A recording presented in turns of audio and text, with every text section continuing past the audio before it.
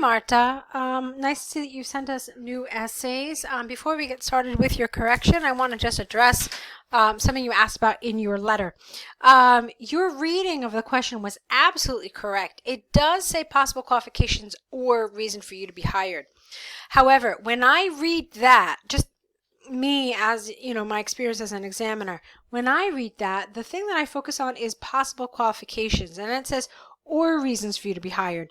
So you need to explain what you bring to the team, okay? So what you wrote was just, I would bring value to your team, or however you phrase it, I can't remember.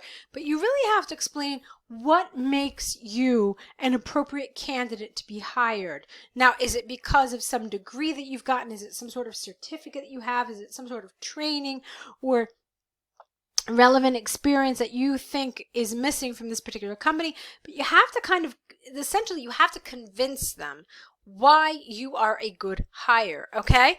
So for me, there was something about that particular thing that was missing.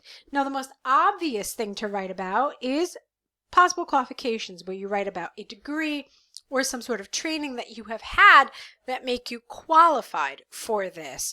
Yeah, perhaps you did say that you would add value, but I didn't see where you actually explained, I would add value because I know this, this, and this, and I believe that these skills will help take your team to the next level professionally. Okay, so that's what I meant.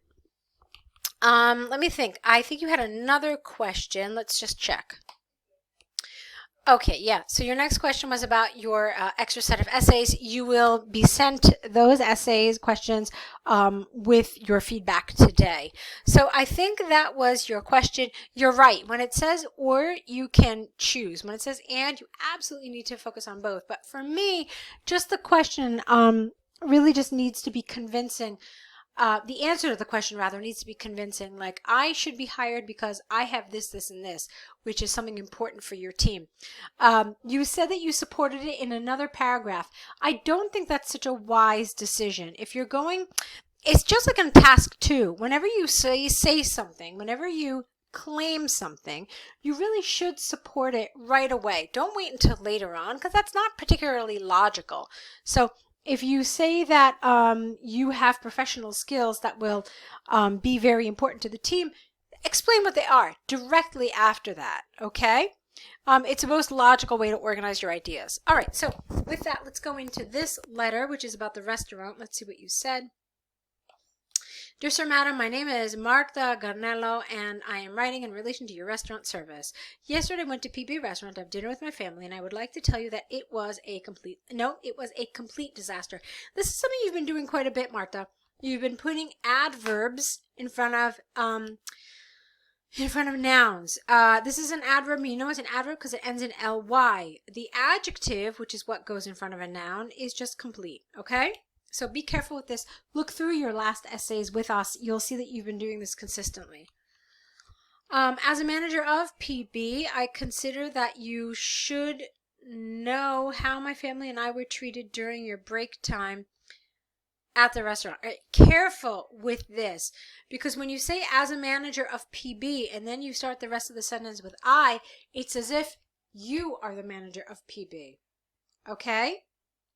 So really be careful with your syntax here to make sure that you're referring to the right thing. So it should just be, as manager of PB, you should know how my family and I were treated during your break time at the restaurant. We ordered, I don't understand, we did our order of food to you. No, we gave our food order to you around 6:30 p.m. and we were waiting patiently 1 hour. Then I asked the waiter about our meals and he responded, "You have to wait, we are busy," and he left. Okay, his sentence is a little long. All right, I think I also would have liked maybe a little higher level grammar here. There was a number of things you could have done here to make it a little higher level sounding. Excuse me. So, for example, you could have said, because look at this, you have and, then, and. So using some different grammatical structures really would have raised the level of this sentence. So let's look at how you could have done that. We gave our order to you around 6:30 p.m. and after waiting patiently for 1 hour, I asked the waiter about our meals, to which he responded, "You have to wait, we are busy," and he left. Okay, so it just makes it a little higher level. After 30 more minutes, our food arrived, but everything was cold, and when I was trying to explain to him that the meals were cold. Here you need the because you've just told us which meals, okay? These meals are food. He interrupted me saying he was alone, not along, covering all tables and he was not responsible with an I. Oops. Hold on. What is going on? Okay, responsible with an I for whether the meals were cold. All right, now here again, you're trying to give us information which is helpful, but some of the grammar is just, it's not at the level grammatically that I would like to see it for you, because I know that you're really working hard to get a high score. So let's look at what you could have said here. Okay. So after 30 more minutes, our food arrived, but everything was cold. Full stop. When I explained this to the waiter, he interrupted me, comma, saying that okay, that's fine. He was alone covering all tables. And you could have said refused to accept responsibility for the meals or for the how can you say that in a different way? You see, what I really want to do here is I want to replace this meals were cold, because you said it a couple of times, okay? So check it out. Everything was cold, the meals were cold, the meals were cold. So it's really rather repetitive, and it's not at the high level that I know you want it to be, which is why I'm trying to replace some of this with some alternate expressions, okay? So we came up with something here, but you could have said, he refused to accept responsibility for the temperature of the meals. There we go. Okay, that works. When I asked to speak to the manager, he told me that you were on your break, and we decided not to wait more and to leave to have dinner at another place. All right, check this out. And. Again, this is something that's happening consistently in this letter. I understand that you're trying to convey the conversations that went on, but what's happening is that there's very little variety in terms of linkage. Okay, it's lots of and all over the place, and I think that we've already shown that.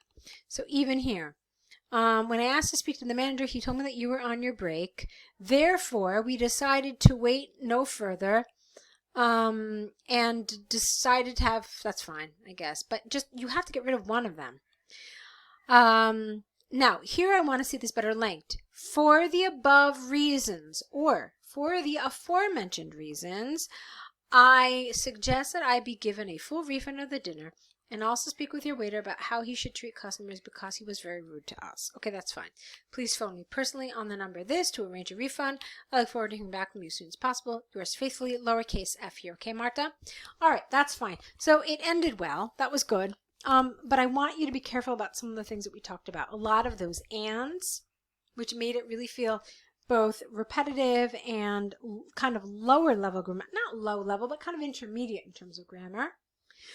And just be careful with some of this repetition. Meals were cold.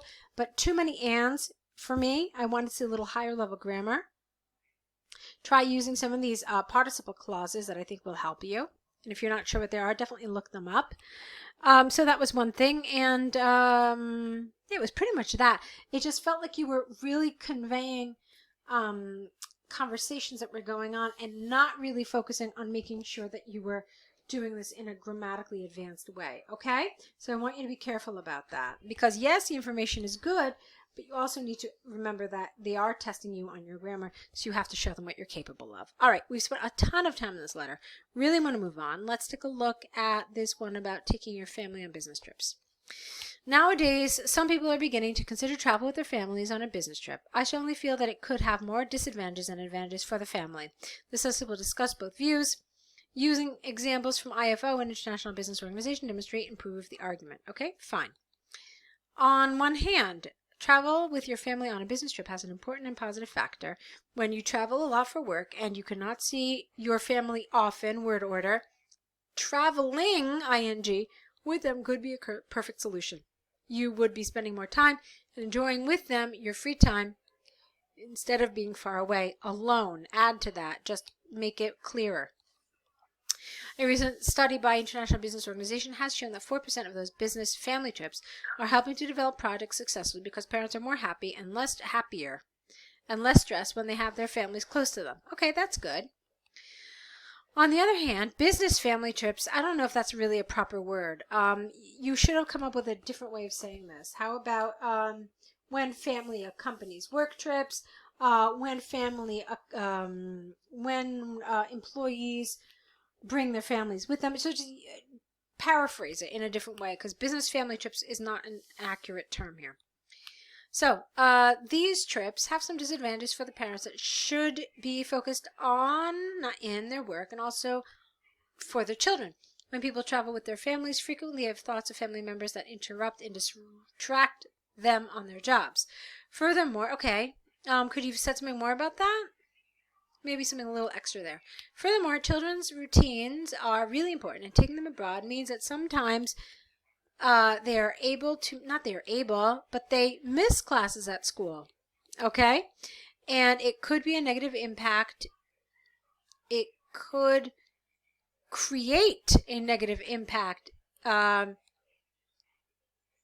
the end of the year, all right? That makes more sense, all right? That at the end of the year, these kids have missed school and it's a problem. That makes more sense like that.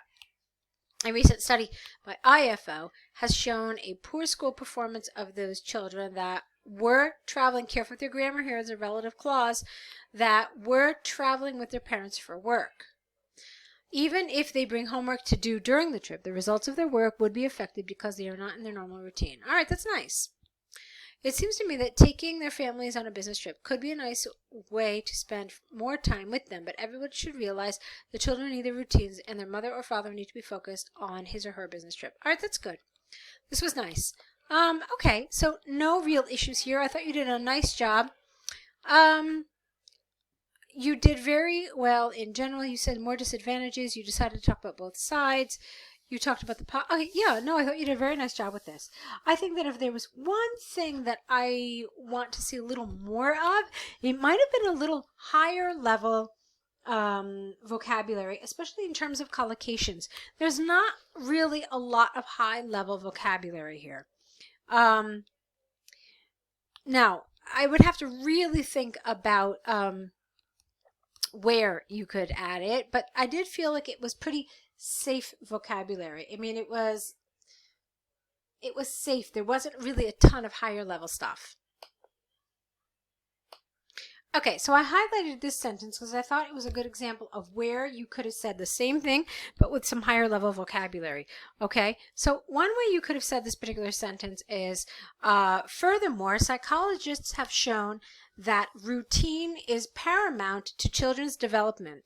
Therefore, taking them abroad could result or could have negative repercussions in the child's end of year performance.